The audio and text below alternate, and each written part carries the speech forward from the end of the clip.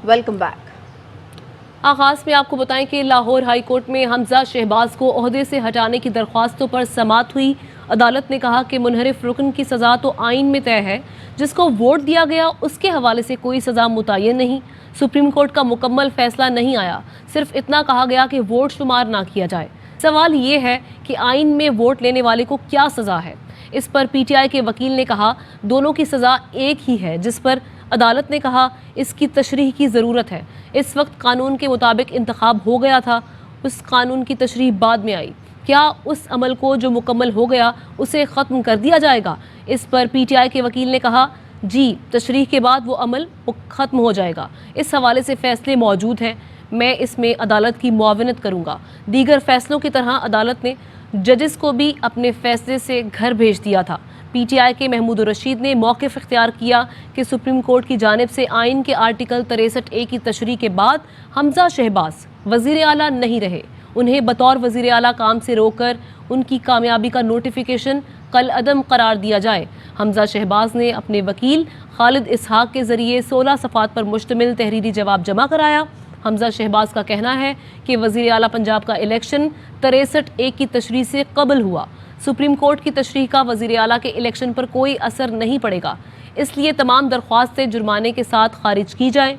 Speaker Parvez इलाही के वकील अली ज़फ़र के दलाइल जारी थे कि अदालत ने समाअत कल तक मुलतवी कर दी।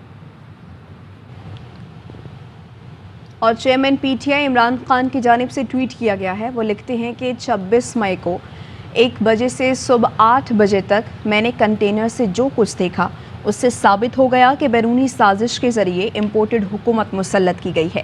इमरान खान ने कहा पाकिस्तान हमेशा के लिए बदल चुका है, फ़िक्र और जहन पर पड़ी ग़ुलामी की जंजीरें बिलाखिर टूट चुकी हैं। पीटीआई रहनुमा शहबाज गिल की वज़ीर दाखिला राना सनाउल्लाह पर कड़ी तनकीद। कहा कि पुलिस का इस्तेमाल औरतों को मारने के लिए किया गया, घरों की बेहुरमती की गई। क्या दरिंदे बन गए हैं आप? क्या आप चाहते हैं कि लाहौर में भी MQM बन जाए, यहाँ भी बोरी बंद लाशें मिलना शुरू हो जाएं? इमरान खान ने मना कर रखा है, मुल्क में इंतशार नहीं चाहते, वरना जो होगा वो आपको पता भी नहीं चलेगा। आप तो इंतशार की सियासत में पिनप रहे हैं। हमारे वर्कर को मारकर आप फ़ख्र ना करें, आपको छोड़ा नहीं जाएगा। कानूनी और अवामी लड़ाई लड़ी जाएगी। सनाउल्लाह नु पैगाम है, पुलिस को आपने इस्तेमाल किया औरतों को मारने के लिए, घरों की बेहुरमती करने के लिए। क्या हो गया आपको? जानवर हो गए आप, परिंदे बन गए आप। राणा साहब घर आपके भी इसी मुल्क में थे, आपने वुकला तक को नहीं छोड़ा। ये शर्म की बात है आपके लिए। आप चाहते हैं कि लाहौर के अंदर भी MQM बन जाए, आप चाहते हैं कि यहाँ पर भी बोरी बंद लाशें मिलना शुरू हो जाए, हमारा लीडर पुरअमन ना हो। आपको ये पता है ना कि हमारी सबसे ज्यादा सपोर्ट किस सूबे में है, लेकिन नहीं, ये इमरान खान ने मना कर रखा। सानू पता है कि मुल्क दे विच इहदे नाल इंतशार फैलेगा। आपकी तो कुल कमाई इंतशार फैलाना सारी जिंदगी। आप भी हब्स और इंतशार में पनपते। आप फख्र ना करें कि आपने हमारे वर्कर को बड़ा मारा है। या तो आप ये खुद करते ना तो पता चलता कि आप कितने बहादुर हैं। इससे आपने करवाया तो क्या करवाया, कईयों को समझ नहीं आती वो क्या कर रहे हैं। ऑर्डर है तो आपको छोड़ा नहीं जाएगा। कानूनी लड़ाई भी करेंगे, अवाम के अंदर लड़ाई भी करेंगे। ये जो आपके चलतर है, आप अब इसराइल को तस्लीम कर रहे हैं और पाकिस्तान की अवाम आपके रख देगी।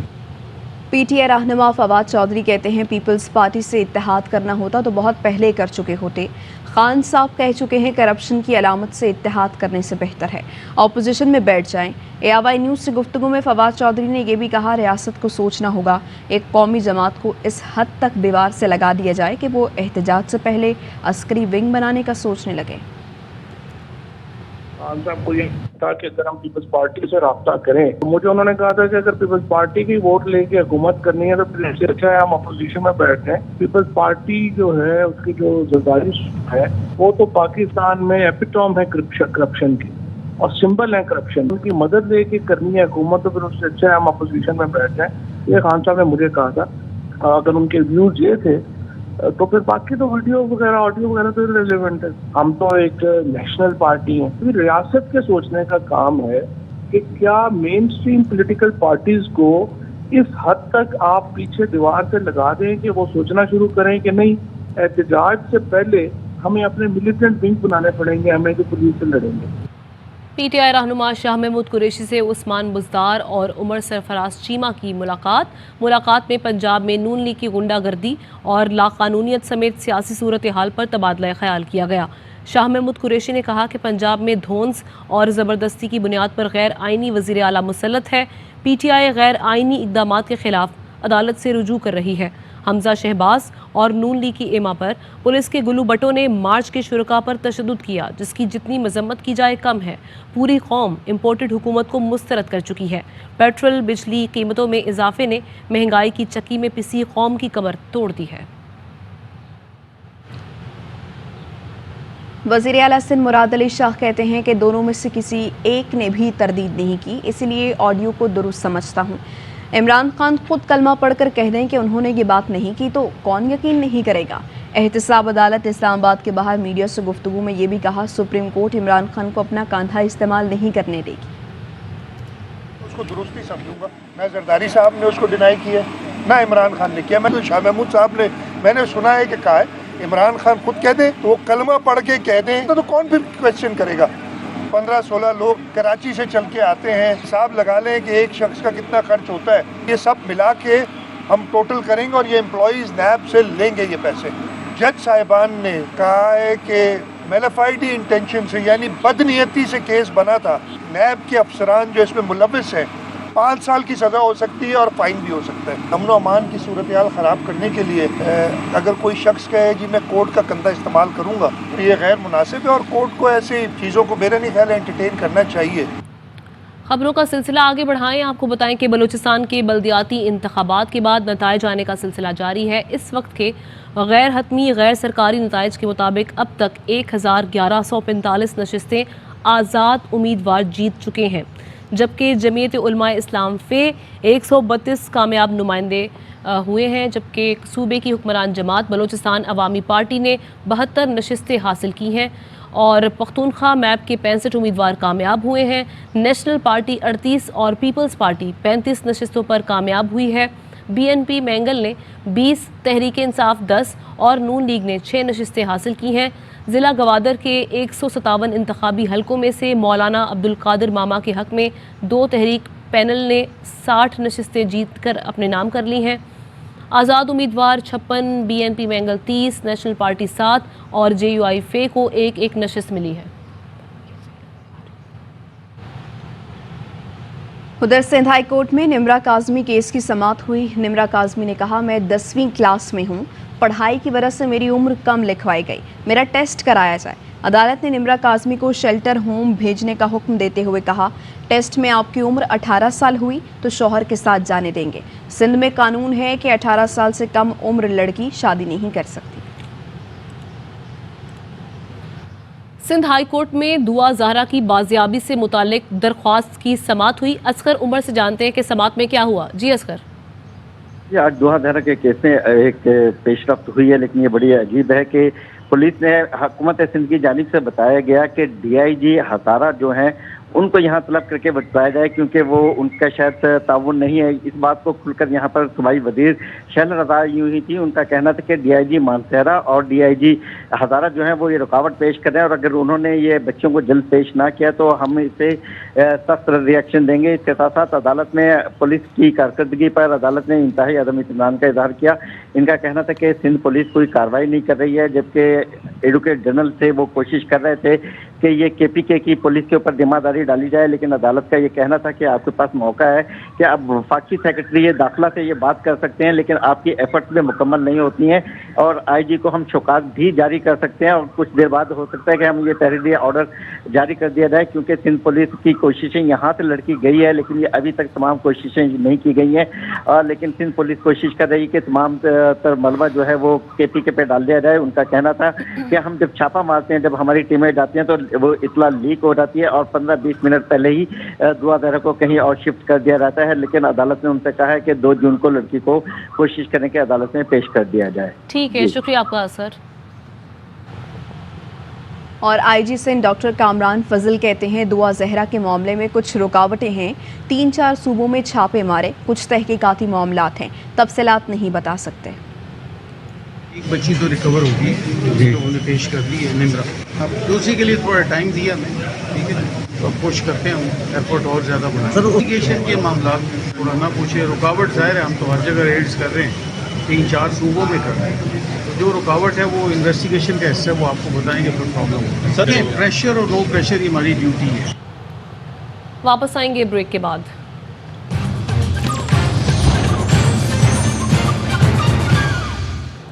Welcome back. खबर यह है कि माहिर मुआशी उमूर मुजम्मिल असलम ने ट्वीट किया है। उन्होंने लिखा कि हुकूमत में आने से पहले कहा था कि बिजली 8 रुपये फ़ी यूनिट कम करेंगे। हुकूमत में आने के बाद 8 रुपये इजाफे की बात कर रहे हैं। आने वाले 12 माह में बदतरीन महंगाई होगी।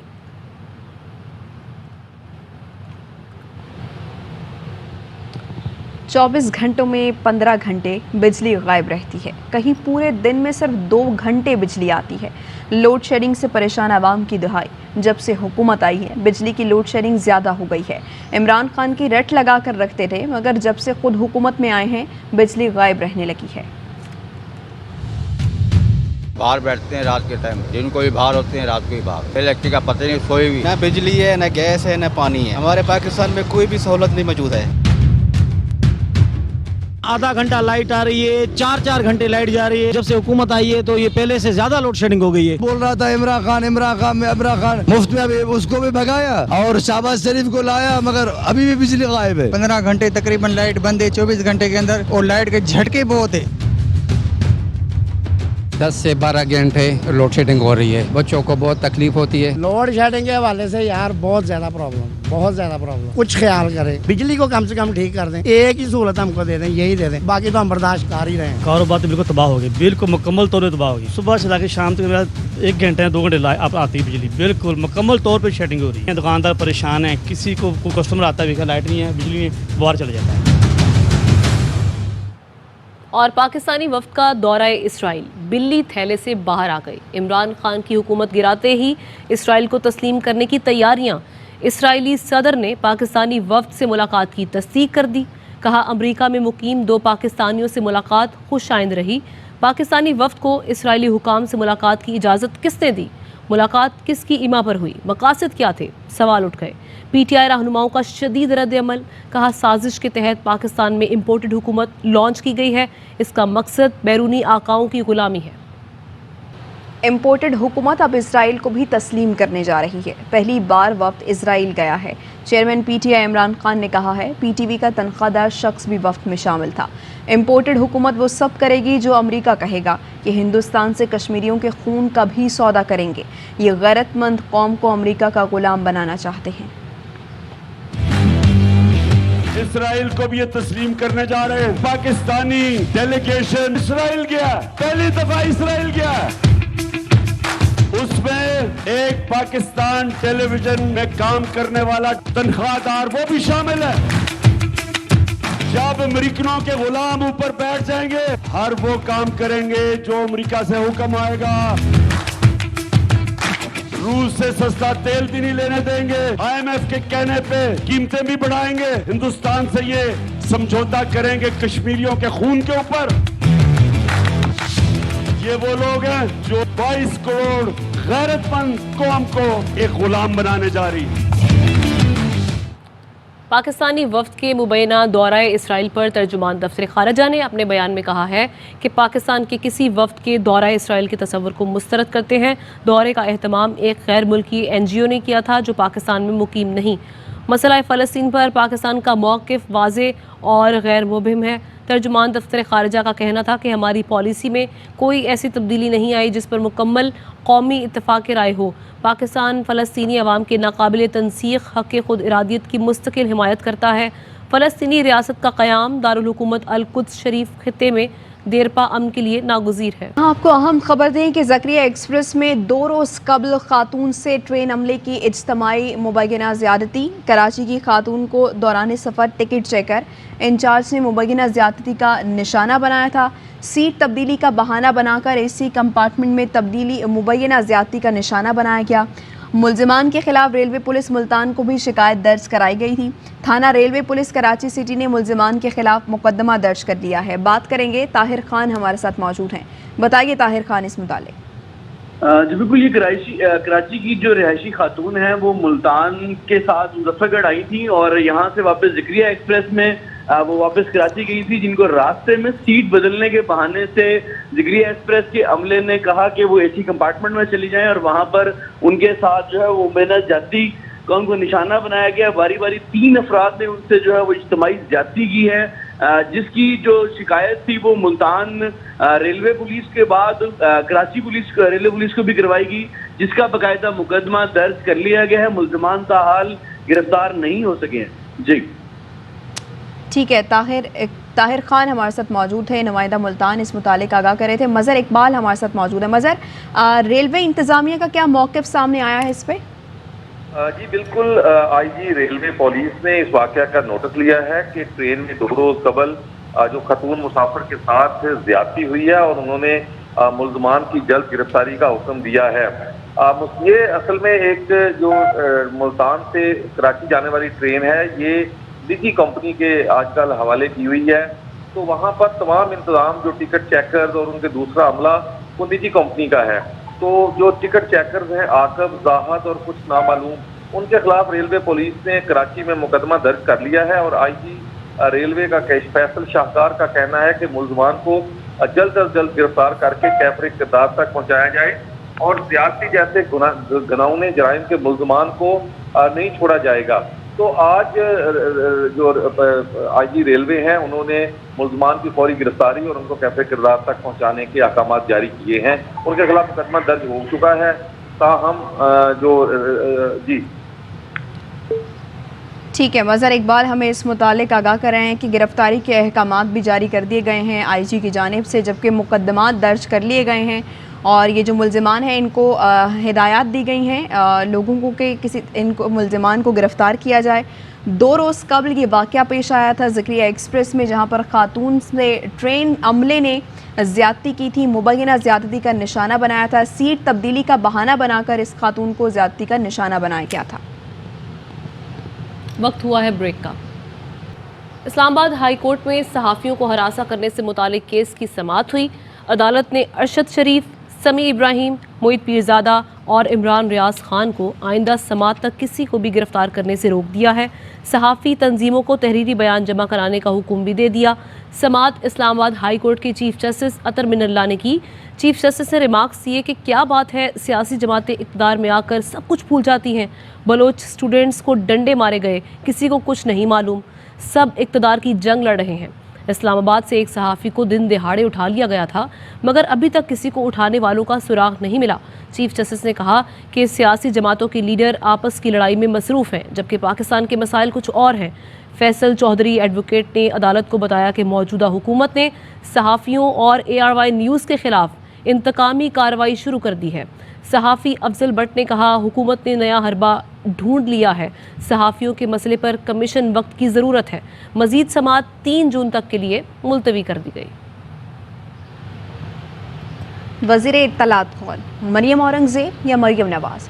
हुकूमत में कोई ओहदा नहीं, फिर भी वज़ारत इत्तलात मरियम नवाज़ के कंट्रोल में। नून लीग की नायब सदर की एक और ऑडियो लीक हो गई है। आपके ऊपर डिपेंड करती हूँ, मैं नहीं जानती। अभी सेक्रेटरी इंफॉर्मेशन से बात करें, PID से बात करें और उनको कहें कि अगर आप नहीं मानते तो मुझे प्राइम मिनिस्टर से बात करनी पड़ेगी। मैं मैनेज कर रही हूँ, मीडिया मेरे हाथ क्यों बांध के रखते हैं? न्यूज़ बुलेटिन से इतना ही। हाजिर होंगे न्यूज़ हेडलाइंस के साथ।